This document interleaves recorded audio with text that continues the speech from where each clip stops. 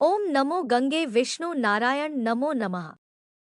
भगवान श्री नारायण से प्रकट हुई विश्वरूपिणी गंगा जी को मेरा बारंबार नमस्कार है। वैशाख मास में शुक्ल पक्ष की सप्तमी तिथि को गंगा सप्तमी के रूप में मनाया जाता है। गंगा सप्तमी गंगा देवी को समर्पित है। इस दिन को गंगा पूजन तथा गंगा जयंती के रूप में भी जाना जाता है, क्योंकि इस दिन देवी गंगा का पुनर्जन्म हुआ था। मां गंगा की उत्पत्ति के बारे में अनेक मान्यताएं हैं।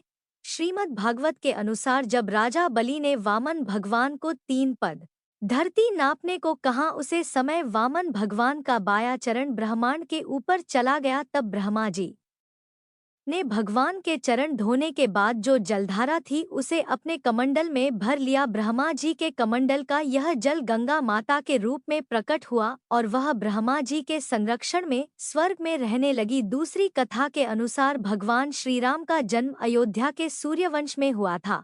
चक्रवर्ती महाराज सगर उनके पूर्वज थे। उनकी केशिनी और सुमति नाम की 2 रानियां थीं।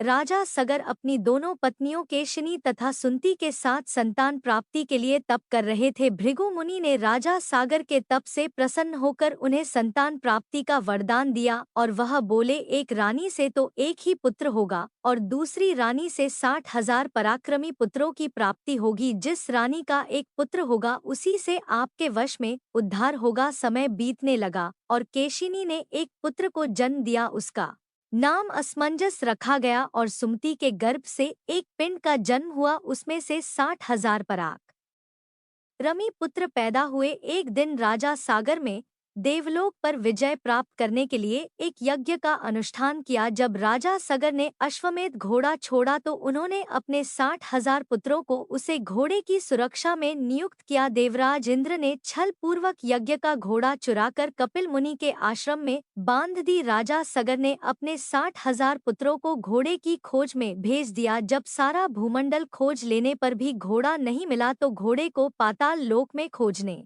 के लिए पृथ्वी को खोदा गया। खुदाई होने पर उन्होंने देखा कि साक्षात भगवान महर्षि कपिल के रूप में तपस्या कर रहे हैं। उन्हीं के पास राजा सगर का घोड़ा घास चर रहा है। सगर के पुत्रों ने यह सोचा यज्ञ के घोड़े को कपिल मुनि ने ही गायब किया है, इसलिए वह चोर चोर का कर चिल्लाने लगे, जिसके परिणाम स्वरूप महर्षि कपिल की समाधि टूट गई। तपस्या में लीन कपिल मुनि ने हजारों वर्ष बाद अपनी आंखें खोली और उनके क्रोध से राजा सगर के 60,000 पुत्र जलकर वहीं भस्म हो गए। राजा सगर के पुत्रों का अंतिम संस्कार न होने के कारण उनकी आत्माओं को मुक्ति नहीं मिली और वह भूत प्रेत बनकर विचरने लगे। जब महाराज सगर को बहुत दिनों तक अपने पुत्रों की कोई सूचना न मिली तो उन्होंने अपने तेजस्वी पौत्र अंशुमन को अपने पुत्रों तथा घोड़े का पता लगाने का आदेश दिया। गरुड़ के द्वारा इस घटना की जानकारी मिलने पर अंशुमन कपिल मुनि के आश्रम में आए तथा उनकी स्तुति की। कपिल मुनि उनके विनय से प्रसन्न होकर बोले, अंशुमन, घोड़ा ले जाओ और अपने पितामह का यज्ञ पूरा कराओ। ये सगर पुत्र उद्दंड, अहंकारी और अधार्मिक थे। इनकी मुक्ति तभी हो सकती है जब गंगाजल से इनकी राख का स्पर्श हो। अंशुमन ने घोड़ा ले जाकर अपने पितामह महाराज सगर का यज्ञ पूरा कराया। महाराज सगर के बाद अंशुमान राजा बने, परंतु उन्हें अपने चाचाओं की मुक्ति की चिंता बनी रही।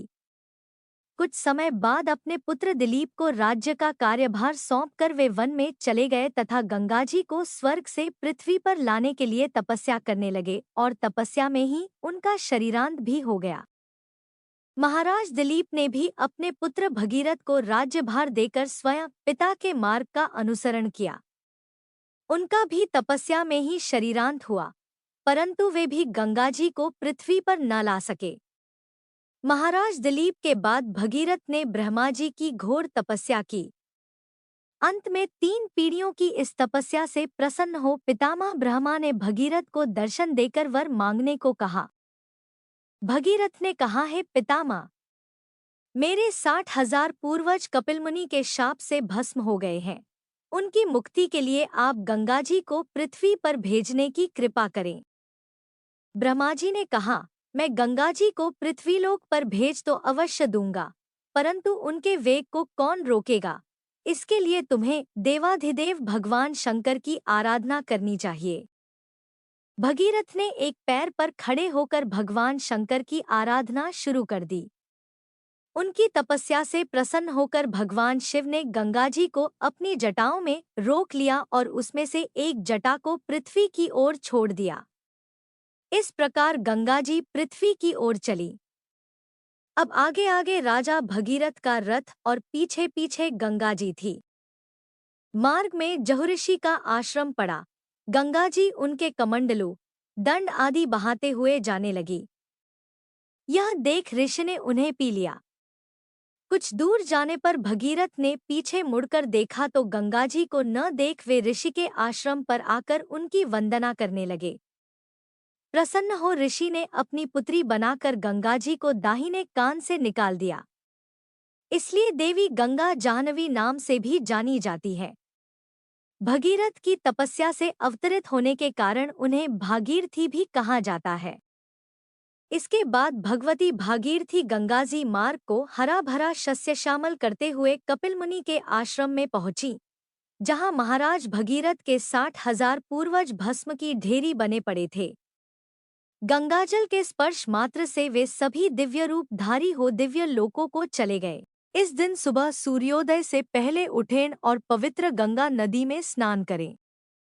देवी गंगा को फूल माला अर्पित करें और घर में बनी मिठाई का भोग लगाएं।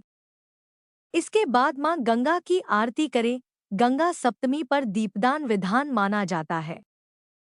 इस दिन पवित्र गंगा नदी के तट पर मेलों का भी आयोजन किया जाता है। गंगा सप्तमी के दिन गंगा सहस्रनाम स्तोत्र और गायत्री मंत्र का जाप करना शुभ माना जाता है। गंगा सप्तमी के दिन किसी भी प्रकार की तामसिक चीजों का सेवन न करें। इस दिन ज्यादा से ज्यादा धार्मिक कार्य करते रहना चाहिए। साथ ही इस दिन शिव जी और भगवान विष्णु की पूजा करना भी फलदायी होता है। गंगा सप्तमी पूजा मंत्र। नमो गंगाय विश्वरूपिणी नारायणी नमो नम। गंगा गंगेति यो ब्रूयात् योजनानां शतैरपि मुच्यते सर्वपापेभ्यो विष्णुलोके स गच्छति।